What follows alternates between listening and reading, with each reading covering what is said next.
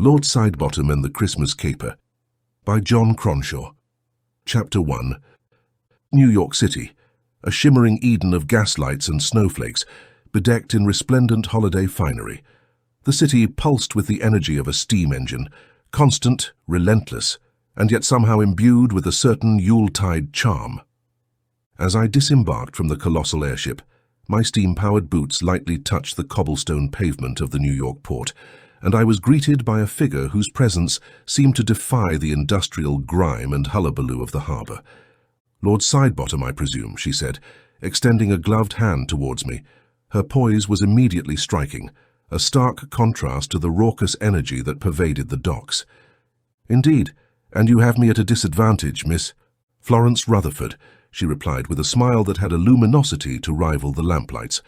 "My father asked me to guide you through the city during your stay. But in truth, it is an honor I requested myself." "Is that so?" I replied, intrigued. "May I inquire as to why?" "I read about your recent escapade at the Royal Albert Hall, how you thwarted Dr. Quicksilver's malevolent schemes." I felt a sudden blush creep upon my cheeks. That little affair. I merely did what anyone else with a robot exoskeleton would do in such a circumstance. Her laughter was melodic, a delightful interruption to the din of steam engines and shouting aeronauts. "Shall we proceed? New York awaits, and I assure you, it has its own share of adventures to offer." As we commenced our promenade, her arm lightly tucked into mine, I sensed that this serendipitous meeting at a foreign port was but a prelude to yet another captivating escapade, and as we conversed about the wonders and peculiarities of this American city, I felt myself once more enthralled by the promise of impending adventure, this time in the company of a guide as extraordinary as the journey that lay ahead. "May I say your city is as dazzling as any alchemical phosphor?" "You haven't seen half of it yet," she grinned, her eyes twinkling. "Christmas in New York is unlike anything you've ever experienced." "A challenge, Miss Florence?" "Oh, you underestimate me. I've bested pirate airships, foiled devious plots, and outwitted robot crab monkeys. A Christmas in New York shall simply be a bauble on my tree of life experiences." Her laughter was infectious, and I found myself surrendering to the joyous spirit that seemed to pervade the very air of this city. But just as I was about to inquire as to the particulars of New York's holiday offerings, a sharp cry echoed from a darkened alleyway. "Help, burglars! They've taken everything!" My internal gears shifted from delight to high alert. A crime on Christmas Eve. The very notion hurled a spanner into the clockwork of decency. Florence turned to me. "What say you, Lord Sidebottom? Shall we give these burglars a taste of justice?" "My dear Florence," I said, adjusting the lapels of my overcoat, "justice is a dish best served hot, steam hot." Without another word, we quickened our pace towards the cry, my steam-powered boots puffing out clouds of vapor with each stride. As we rounded the corner into the alleyway, we encountered a sorrowful tableau. A small shop with its windows smashed, its merchandise strewn haphazardly about the pavement, or sidewalk, as our American friends are wont to say, and a distraught shopkeeper, wringing his hands in despair. No sign of the culprits, I observed, my eyes scanning the vicinity for any trace of movement. "Indeed, it seems they have made a hasty exit," Florence added, her eyes keenly inspecting the ransacked shop. We approached the shopkeeper, a portly man in his 50s whose face was flushed red. "Sir, might you elucidate on the particulars of this heinous incident?" I inquired, as gently as one can in such a situation. "Oh boy, it was a dreadful affair. They just stormed in, they did, grabbed whatever they could and dashed out before I could even shout for help." "Did you see their faces?" Florence asked, her voice tinged with urgency. "No, ma'am, they wore masks, they did, and gloves. They knew what they were about, that's certain." "A professional job, then," I mused, taking note of the broken lock on the door, evidently forced open with some manner of crowbar. As I peered inside the shop, my eyes caught sight of various items left in disarray. Knickknacks, curiosities, and more tellingly, a collection of clocks whose hands had all stopped at precisely the same time. "An electrical surge, perhaps," Florence suggested, following my gaze. "Possibly," I replied. "But then why is that gramophone still operational?" I pointed to a corner where a gramophone sat, its horn still spinning in forlorn silence. As we puzzled over these details, I noticed something even more peculiar. water seeping out from under a door at the back of the shop. "Sir, what lies beyond that door?" I asked. "My storage, sir," the shopkeeper replied. "Oh, heavens, don't tell me they've flooded it." With a sense of foreboding, I approached the door and opened it cautiously, revealing a room awash in ankle-deep water. A cursory inspection confirmed that nothing of value remained. "Bizarre," Florence remarked, lifting her skirt slightly to avoid the water.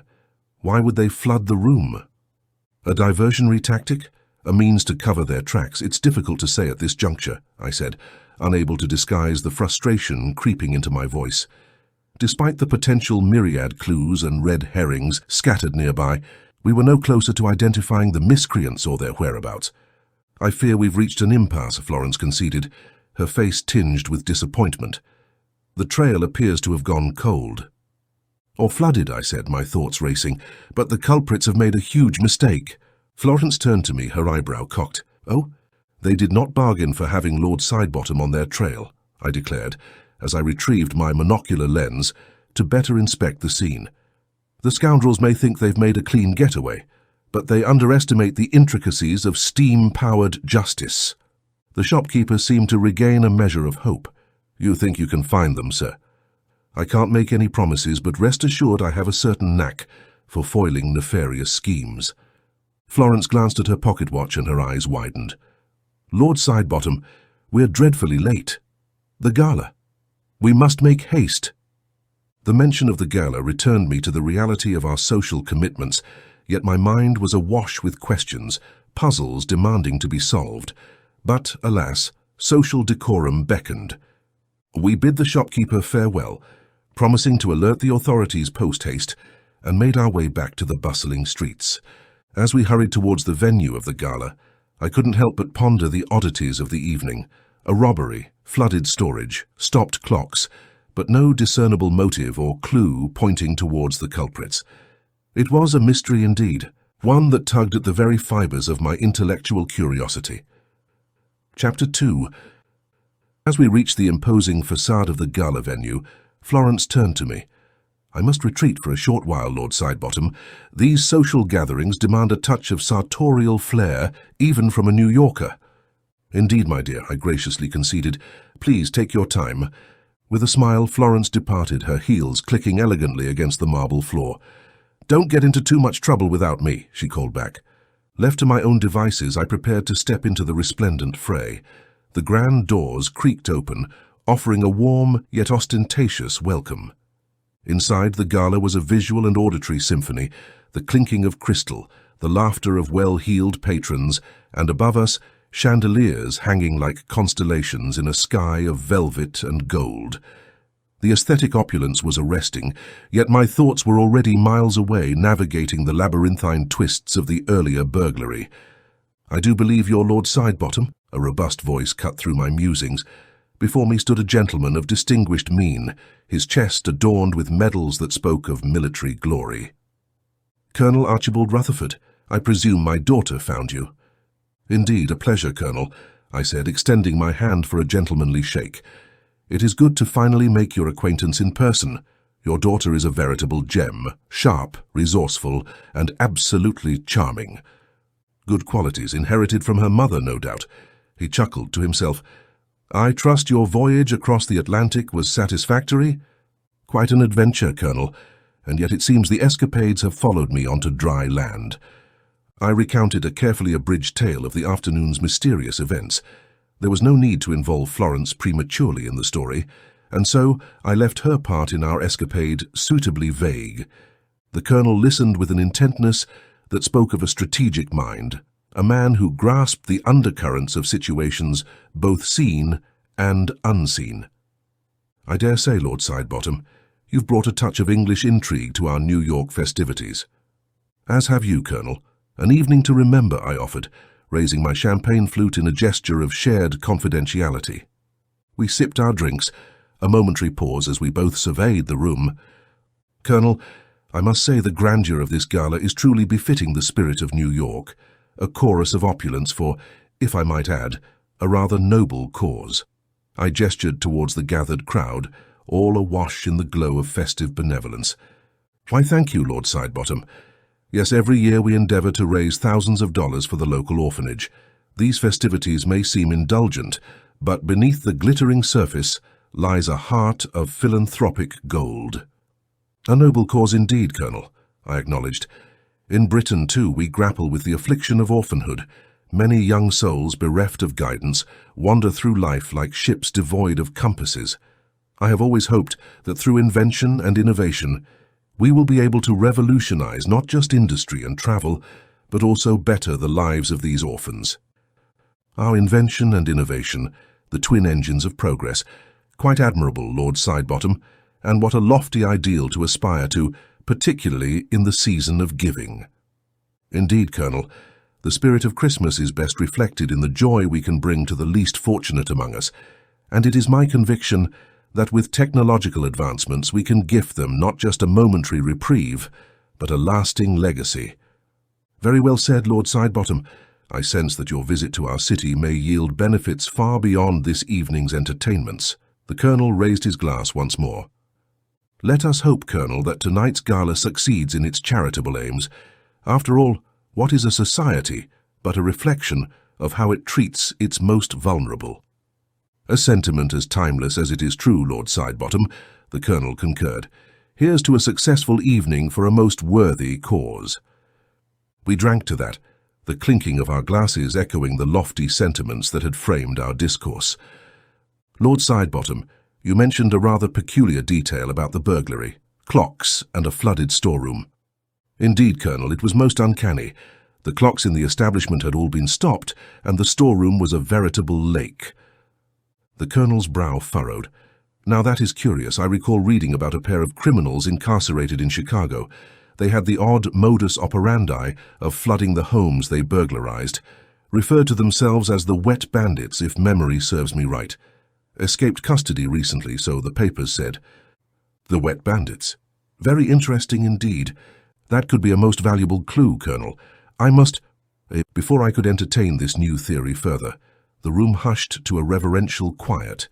Every eye turned towards the grand staircase, where Florence was making her entrancing descent, dressed in an ensemble of extraordinary finery that would make even the most elaborate clockwork contraption seem dull. She was the epitome of elegance and grace. I found myself momentarily captivated, a spectator to her allure. Colonel, your daughter is a vision. So she is, he agreed, pride evident in his voice, but before either of us could react further, a frenetic energy burst through the hall.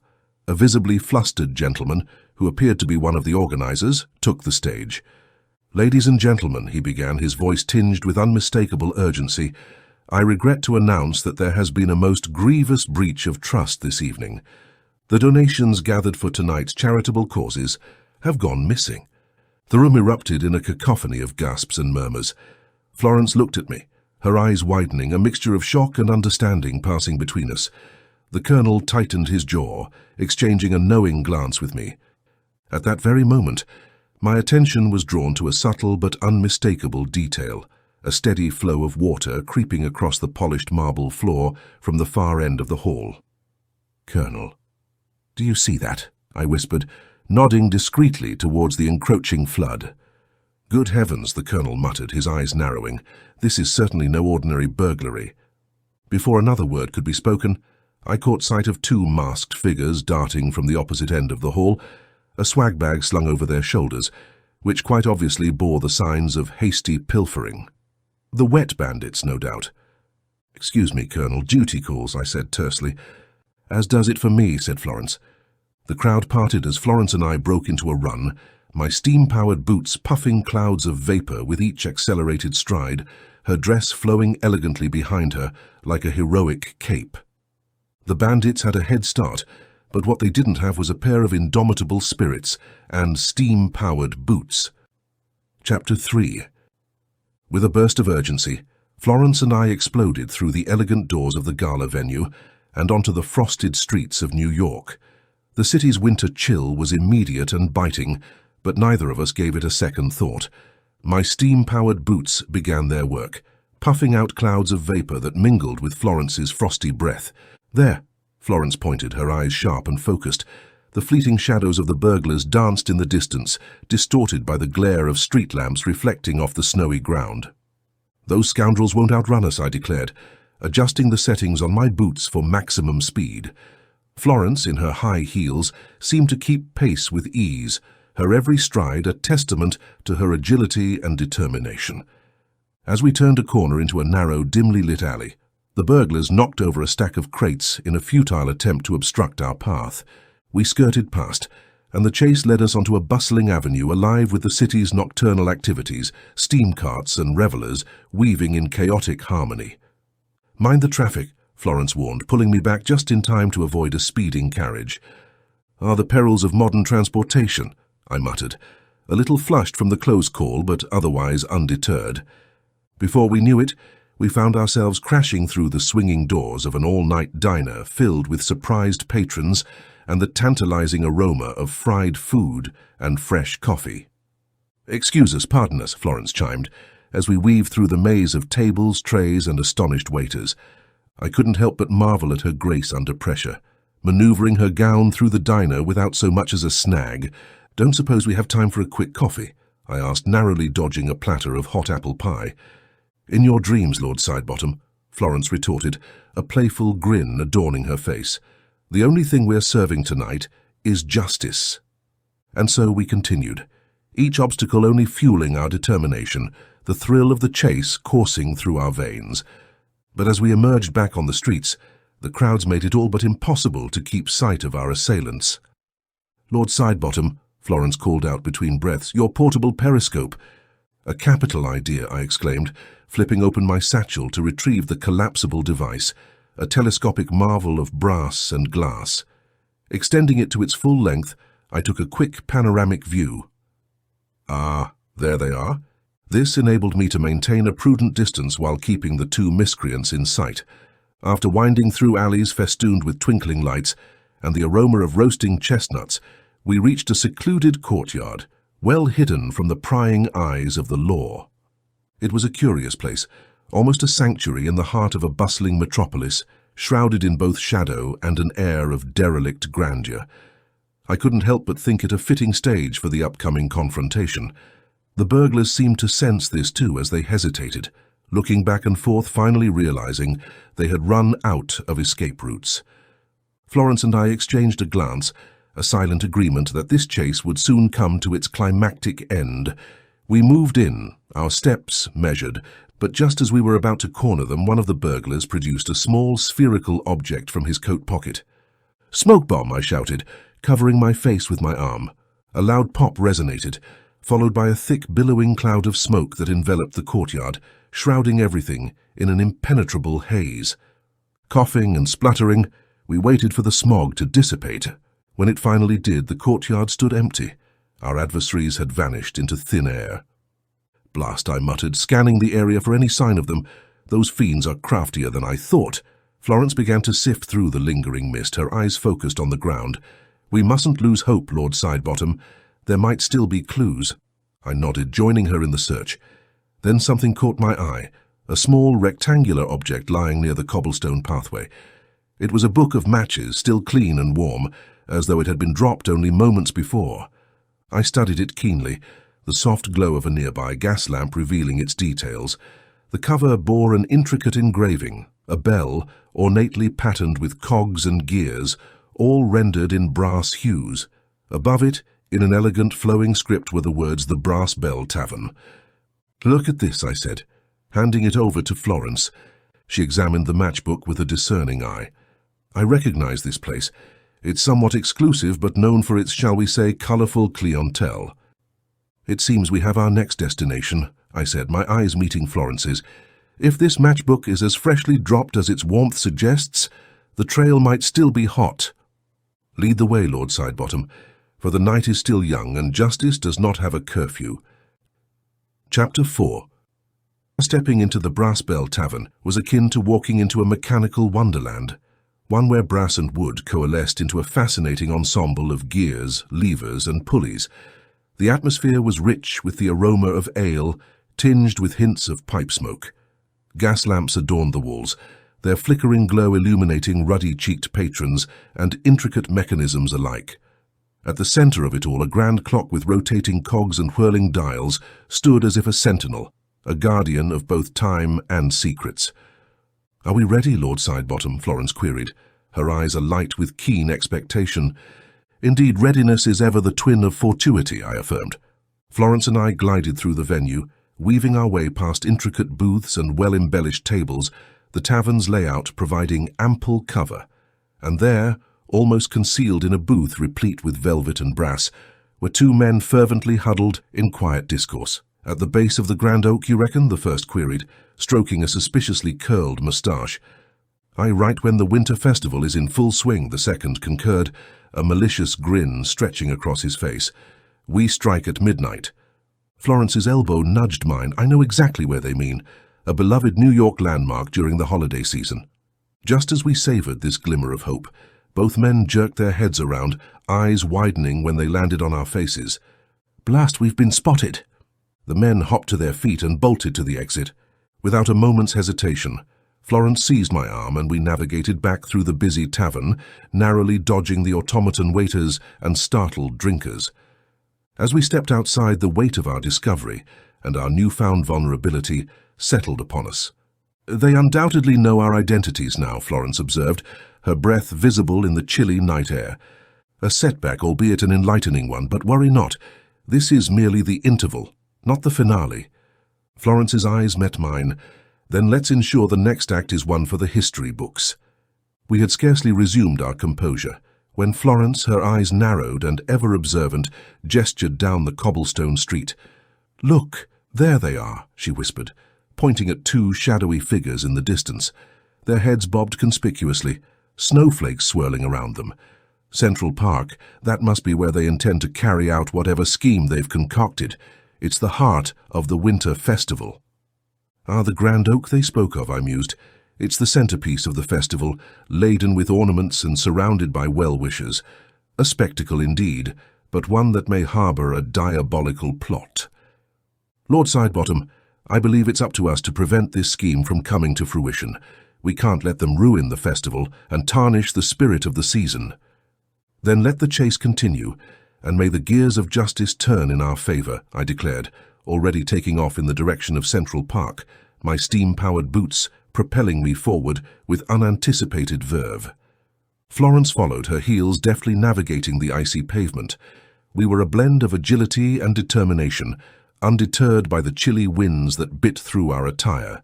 From the alleys of the tavern district to the grand promenades leading into the park, we pursued the scoundrels with unyielding resolve.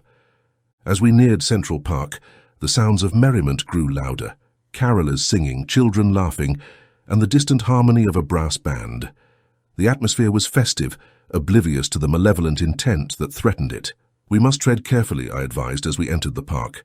Its grand oak now in sight, shimmering with lights and ornaments.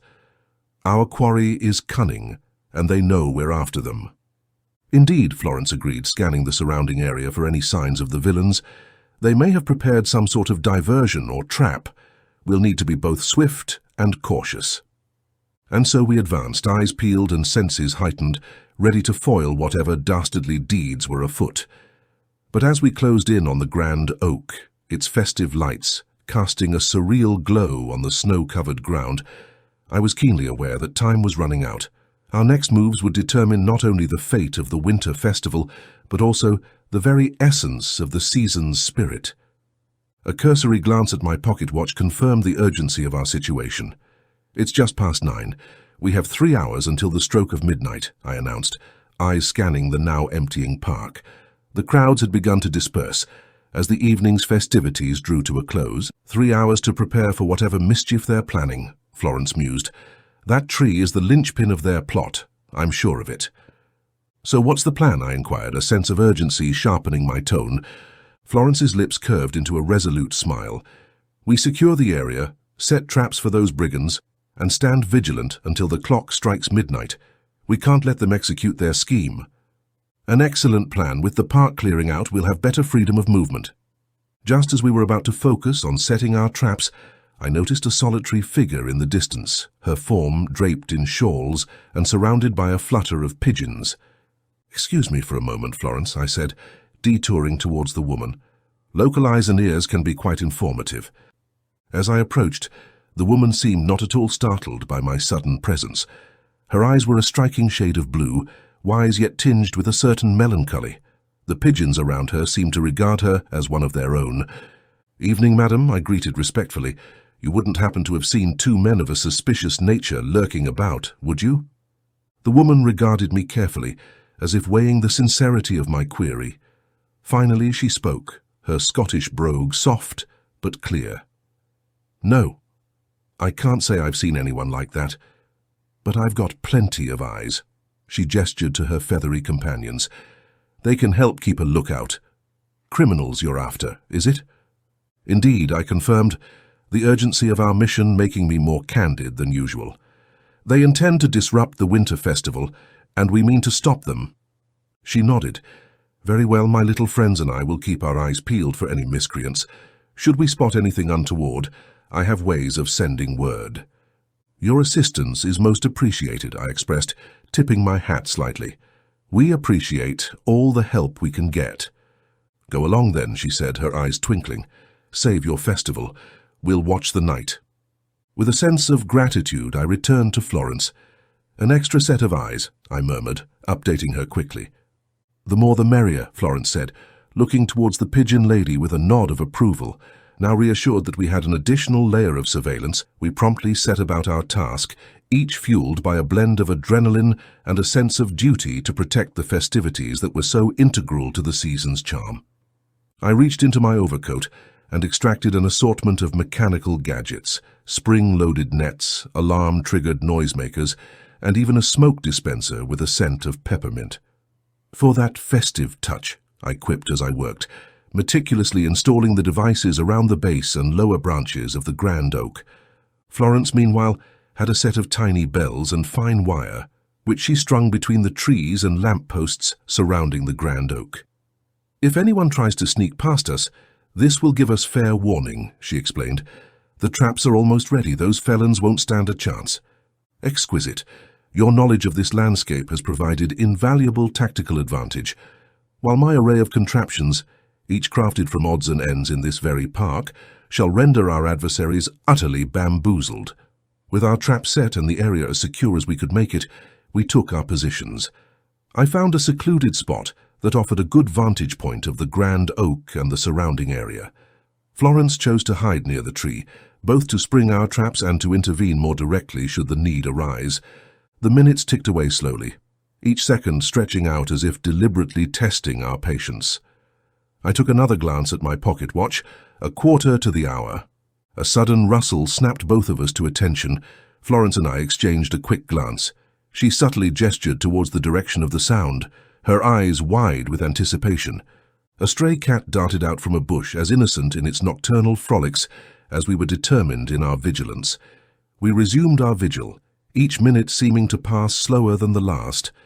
Finally, the clock's hands pointed to midnight, and the chimes began to ring out, their peals echoing through the frosty air. We both held our breath, our eyes peeled for any signs of movement. The seconds seemed to stretch into infinity, the tension almost palpable in the rimy air. A flicker of movement caught my eye, a shadow slinking towards the grand oak from the opposite side. "It's time," I mouthed silently to Florence. With each chime that reverberated through the air, we knew that the decisive moment was upon us. Chapter 5. Just as predicted, the burglars sauntered into the clearing, evidently pleased with themselves. The mustachioed miscreant led the way, carrying a small bag that clinked ominously as if filled with nefarious devices. The second stepped onto a hidden pressure plate, activating one of our spring-loaded boxing gloves that shot out from a snow-covered bush. It struck him square in the jaw, causing him to pirouette in a circle before landing bottom first in a snowbank. "What was that?" the other one exclaimed, rushing to his companion's aid. "Never mind, you buffoon, keep going, we're almost at the tree." They advanced cautiously now, eyeing the surroundings suspiciously. Their caution, however, betrayed them, as the leader stepped on another concealed trap. This one launched a small net upward. For a split second he was caught, flailing about like a marionette whose strings had been cut, but with a great yank he tore the net and stumbled forward. The duo reached the base of the grand oak. Just as the other burglar extended his hand to place something at the root of the tree, a mechanical claw shot up from the ground, attempting to grab his wrist. He jerked back just in time, narrowly escaping its grasp.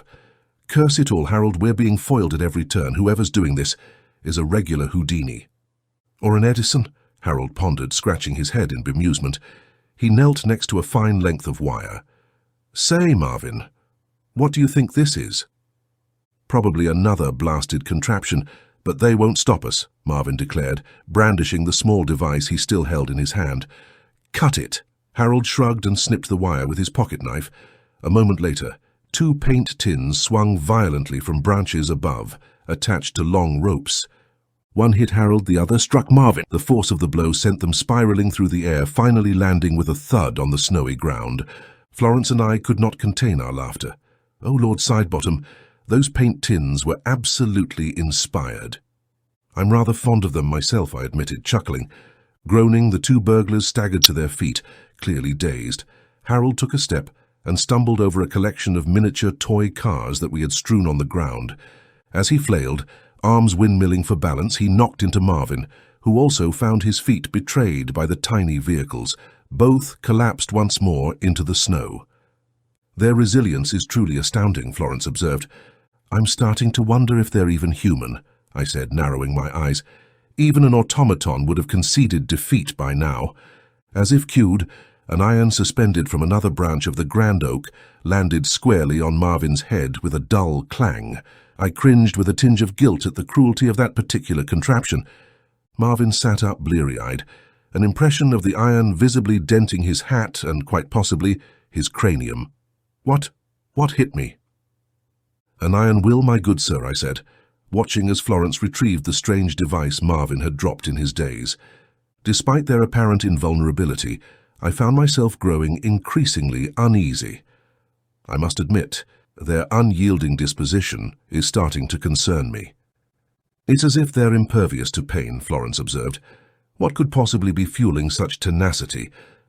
Whatever it is, we have to put an end to this farce before their plan reaches its deplorable climax.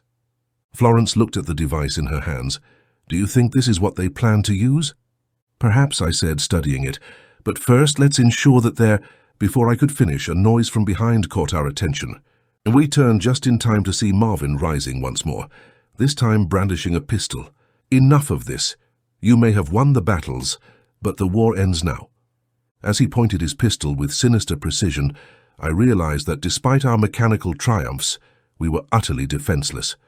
If it isn't our shadowy pursuers, Harold said, joining his partner's side, a switchblade flashing in his grip. You've been a real thorn in our sides, you have. Harold lunged at me. I sidestepped, and with a flick of my wrist I sent the knife flying. We clashed, fists against fists. As we fought, Florence, with astonishing agility, tackled Marvin, somehow wresting the pistol from his hands and flinging it into a nearby shrub. But just when it seemed the tide was turning in our favor, Harold caught the back of my knees, sending me headlong to the ground. Well, it seems the tables have turned. Harold grinned maliciously, lifting his knife from the ground. He raised his blade, and as the second chime resonated through the frosty air, all seemed lost. Just then, a shadowy figure emerged from behind the grand oak. Pigeons fluttered around her, as if forming a feathery halo. "Oi, you two," she called out, holding up a bag. "Fancy a snack?" Before either Harold or Marvin could react, she hurled handfuls of birdseed onto them. A symphony of coos erupted from above. Her avian army descended, each pigeon zeroing in on the sprinkled feed now clinging to the burglars' garments.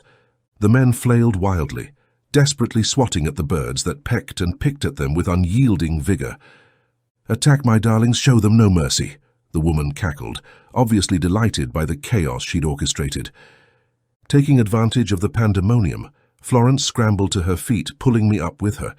I smiled at the pigeon woman, still amazed by the surreal intervention.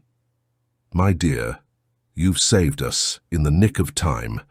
How could we ever—" But she waved us off. "No need for thanks, just stop whatever villainy is afoot. These two will be busy for a while." As we sprinted towards the grand oak, I couldn't help but look back. The woman was receding into the shadows, her pigeon entourage still busy meting out their feathery justice to a thoroughly bewildered Marvin and Harold. We reached the tree, and Florence immediately set to work disarming the ominous device Marvin had been carrying. But just as she seemed to master the contraption, cutting a wire with a snip, a clock in the distance struck midnight. "Did we stop it?" Florence asked, anxiety lining her voice. "I believe so," I said, breathing a sigh of relief. "It appears that—" A sudden click interrupted me. We turned to find Marvin and Harold, who had somehow disentangled themselves from their avian assailants. Marvin held something in his hands, a second, far more menacing device. A red glow rippled ominously on its surface. "We told you," Marvin sneered. "The war ends now." As he went to press the button, Florence leapt forward with a scream, tackling Marvin to the ground, sending the device careening through the air before it shattered, gears and cogs spilling into the snow. Harold snatched up his knife and approached menacingly, his eyes gleaming with sadistic pleasure. Florence and I looked at each other, and I realized that despite our previous ingenuity, we might be out of options. Suddenly an idea flashed into my mind. Clicking my heels together, I activated the small, hidden mechanisms within my boots. The boots detached from my feet and launched forward, propelled by tiny, steam-powered rockets. They collided with Marvin and Harold with astounding force, sending both men flying backwards into the snow, momentarily stunned. "Thought I'd give them the boot," I said, chuckling. I quickly retrieved my boots and put them back on my stockinged feet. I've always said that a gentleman should never underestimate the value of good footwear. Just then a cacophony of sirens wailed through the chilly air. Policemen burst into the clearing, led by the pigeon lady. "Miss Florence," the lead officer called. "What in damnation is going on here?" "We've caught your burglars, Inspector," she said, gesturing towards the dishevelled Marvin and Harold. "I suggest you search them thoroughly. They've been up to some devilish deeds." The police officers quickly subdued the criminals. They were frisked, and much to everyone's satisfaction, a bag of money was found in their possession. The inspector shook his head in disbelief. "Well, I never. These two are the culprits behind the gala theft, and possibly more. They'll be spending a long time behind bars." As the officers led them away, Florence turned to me. "It seems we've averted catastrophe." I nodded, watching as the enigmatic pigeon woman vanished into the shadows, her birds flocking around her as she retreated into the night. "Yes, but we had some extraordinary help this time." The inspector approached us. "Lord Sidebottom, Miss Florence, I don't know how to thank you. You've done the city a great service tonight." I smiled, looking at Florence. "No need for thanks, Inspector. Doing what's right is reward enough. Though, I dare say, another gala could be in order, without the uninvited guests." The inspector laughed. "I'll drink to that." Chapter 6. After ensuring that Marvin and Harold were securely in the custody of the police, Florence and I made our way back to the gala, which was now in the process of being tidied up. The glittering chandeliers had dimmed, but the festive spirit, though slightly tarnished, remained. "Our Lord Sidebottom, Florence, you've returned," exclaimed Colonel Archibald, who was overseeing the clean-up. "We were quite concerned when you vanished." "Apologies for our abrupt departure, Colonel," Duty called. "And duty has been duly fulfilled," added Florence, gesturing to the bag of recovered money. "You've retrieved the stolen funds." The Colonel's eyes widened in disbelief and gratitude. "Indeed, Colonel, Christmas shall not be robbed of its cheer this year," I proclaimed, handing over the bag. "This is splendid news, absolutely splendid. But tell me, what was the plot with that grand oak tree? I've heard rumblings from the police, but the details are rather confusing." I glanced at Florence before responding. "Well, Colonel, it's a question to which we might never have a full answer. Some mysteries are perhaps best left unsolved." Florence, however, shook her head and interjected, "Actually, Father, I believe I've pieced it together. You see, the Grand Oak marks one of the main water lines that runs through the city. The device they were planning to plant would have ruptured the line, causing a flood that would not only ruin Christmas for the whole city, but would also create enough chaos to cover even grander larcenies." The Colonel's eyes widened. "A flood on Christmas? What dreadful men! But thanks to you both, that disaster has been averted." "Indeed, Colonel, but the real spirit of Christmas is not so easily drowned," I said. Florence smiled. "Even the darkest plans can't quench the light of goodwill and cheer." "Beautifully said, both of you," the Colonel beamed. "Now might I interest you in some eggnog? I think we've all earned a bit of Christmas comfort." "We'd be delighted, Colonel," I responded, as we followed him towards a table adorned with holiday treats. As we sipped our sweet beverage, I looked at Florence and felt a deep sense of contentment. Here we were, basking in the warmth of good deeds done and crises averted. "To Christmas and to the hope it brings," the Colonel toasted, raising his glass. "To Christmas," we echoed, clinking our glasses together. The end. Thank you for listening. Please hit like and subscribe, and let me know what you thought of this story in the comments. To find out more about John Cronshaw and his work, visit johncronshaw.com. Lord Sidebottom and the Christmas Caper is